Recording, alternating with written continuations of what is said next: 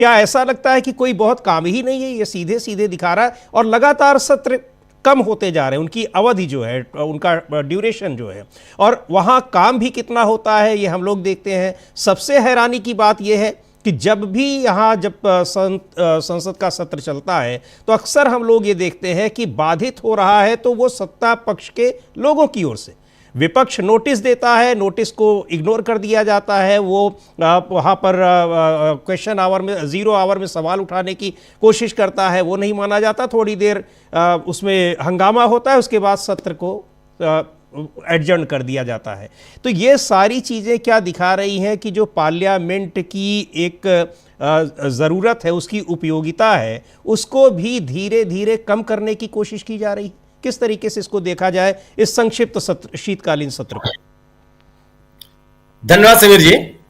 ये जो monsoon winter session जो शुरू होने जा रहा है 1 दिसंबर से, मेरी स्मृतियों में सबसे छोटा है जी। आमतौर पे ये मुझे जहां तक याद है, नवंबर के तीसरे सप्ताह से शुरू होता था विंटर सेशन, और दिसंबर के दूसरे तीसरे सप्ताह तक चलता रहा, और लगभग 25 दिन 30 दिन 1 महीना के आसपास।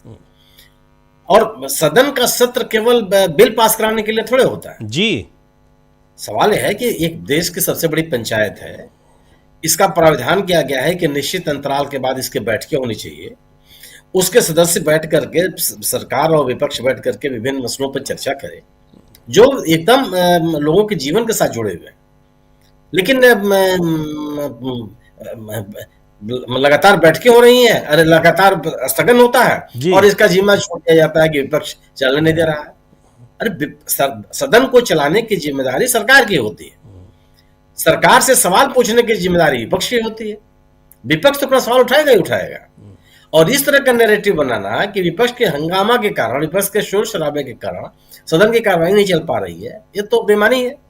सदन में अगर क्या कोई प्राइमरी स्कूल कक्षा में बैठने के लिए थोड़े गए हैं लोग जी, अपनी बात कहेंगे, जोरदारी से बात कहेंगे, जो उनकी जनता उनसे चाहती है वो बात उठाएंगे। अगर विपक्ष के द्वारा उठाए गए सवालों का जवाब सरकार देने के लिए तैयार हो तो फिर किस बात का शोर शराबा? कोई शोर शराबा नहीं होगा, कोई बात नहीं होगी। लेकिन अगर विपक्ष के मुद्दों को आप टालने की कोशिश करेंगे, अब एसआईआर का मुद्दा है, पिछले सत्र में भी एसआईआर पर चर्चा करने के लिए आप तैयार नहीं हो, क्यों नहीं तैयार होंगे भाई? एक राज्य में जैसा कि टीएमसी जो सत्तारूढ़ दल है, अगर आरोप लगा रहा है कि 40 लोगों की मृत्यु हो गई है, ये सामान्य घटनाक्रम है क्या? दुनिया के किसी भी देश में स्थिति हो सकती है क्या कि एक व्यक्ति भी जान चली जाए और सरकार संवेदनशील ना हो, उसे प्रतिक्रिया ना दे? ये संभव है। और उससे भी हैरानी की बात है सर कि बता रही है महुआ मोइत्रा की चीफ इलेक्शन कमिश्नर को पता ही नहीं है कि इतने लोगों की जान चली गई है। जी, ये अभी आपने सुनवाया उनका आपने। हाँ, यही तो डेरेक ओब्रायन भी कह रहे हैं कि जो सवाल लोगों ने मुख्य चुनाव आयुक्त से पूछे, किसी का जवाब उन्होंने नहीं दिया। 1 घंटा भाषण किया, इन टीएमसी के डेलीगेशन के सामने 1 घंटा बोले हो। सवाल है कि आप अगर कोई राजनीतिक दल आपसे मिलता है और उन सवालों को उठाता है वो, जो तो इसका जवाब क्यों नहीं देंगे आप?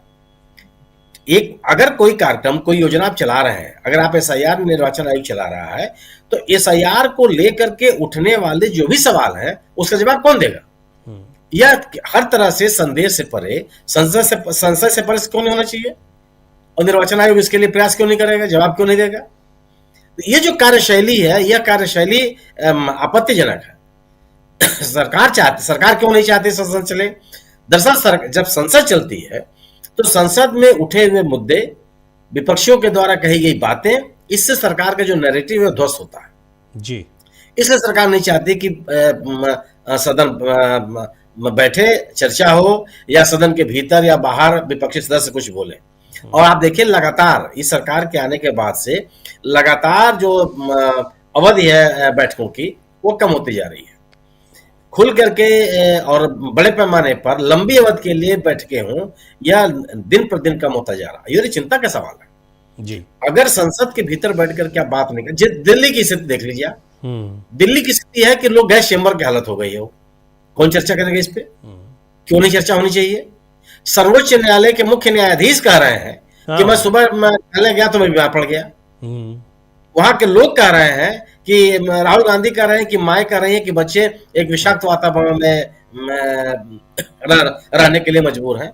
जी। अगर इस पर सरकार बात नहीं करेगी तो कौन बात करेगा? अगर अगर मतदाता सूची के को मुख्य निर्वाचन आयुक्त के शब्दों में शुद्ध करने की प्रक्रिया चल रही है और लगभग सभी राज्यों में लोगों की बेचैनी है, तो सरकार को इस बात नहीं करनी चाहिए। बड़ा ये मुद्दे हैं। मुझे लगता है कि सरकार अपने आप को घिरा हुआ महसूस कर रही है। सरकार के सामने ढेर सारे ऐसे सवाल हैं जिनसे सरकार बचने का प्रयास कर रही है। आप पिछला सत्र याद कीजिए, किस पे चर्चा होने पाई?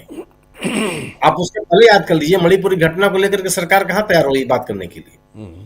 ये क्या यह छोटी मोटी टिप्पणी है कि किसी भी राष्ट्रीय मुद्दे पर जवाब देने के लिए प्रधानमंत्री को सदन में आमंत्रित करने के लिए अविश्वास प्रस्ताव लाया जाए? जी हाँ, इसी मौके जाना पड़ेगा। और सदन में और उसको लाने के बाद भी उस पर जवाब नहीं मिला सुनील शुक्ला जी। उसके बाद जवाब नहीं मिला। हाँ। वही गोलमोल 15-20 सेकंड में आपने उसकी चर्चा करके आप आगे निकल गए। तो ये क्या दर्शाता है कि लोगों के जो सवाल हैं, विपक्ष का जो सवाल है, उन सवालों का जवाब आपके पास नहीं है। आप एक नैरेटिव बनाए हुए हैं, उस नैरेटिव के आधार पर अपनी सरकार को चलाने का प्रयास कर रहे हैं। आप ये बिल्कुल नहीं चाहते हैं कि उस नैरेटिव को लेकर के लोगों के मन में किसी तरह का संशय और सवाल हो। उसको बनाए रखना ही आपकी प्राथमिकता है। जो चलता नहीं है, बहुत समय तक आप इसको चला नहीं सकते जी। इसलिए नहीं चला सकते कि लोगों के मन में जो सवाल उठ रहे हैं उसका जवाब तो चाहिए। कोई भी आप आज तक कोई जवाब आया क्या? जो शंघाई एयरपोर्ट पर एक अरुणाचल प्रदेश की महिला के साथ जो चीन ने किया, जो उस महिला की टिप्पणियां आई, यह भारतीय संप्रभुता के ऊपर छोटा मोटा हमला है। इस पर हमको बोलना नहीं चाहिए, सरकार को बोलना नहीं चाहिए। वो सरकार जो कहती है कि दुनिया में हमारा झंडा फहरा रहा है, हमारा इकबाल बहुत बढ़ गया है, हमारे दुनिया की ढेर सारी समस्याएं बिना प्रधानमंत्री से पूछे नहीं होती। तो एक दो सवाल है, चाहे अंतरराष्ट्रीय मुद्दा हो, चाहे डोमेस्टिक इश्यूज हो, चाहे इलेक्शन कमीशन का SIR हो, लोगों के जीवन से जुड़े हुए सवाल हो, बिहार के चुनाव को लेकर के जो लोगों के मन में सवाल पैदा हो रहे हैं वो हो, जनादेश इस तरह से आएगा, चुनाव इस तरह से कराए जाएंगे। इन बातों का जवाब नहीं देना होगा क्या लोगों? तो बड़े सवालों के मन में है और इन सवालों से लोगों के मन में उठ रहे प्रश्नों से बचने की यह कोशिश है। बिल्कुल सरकार बच पाएगी ऐसा संभव नहीं है।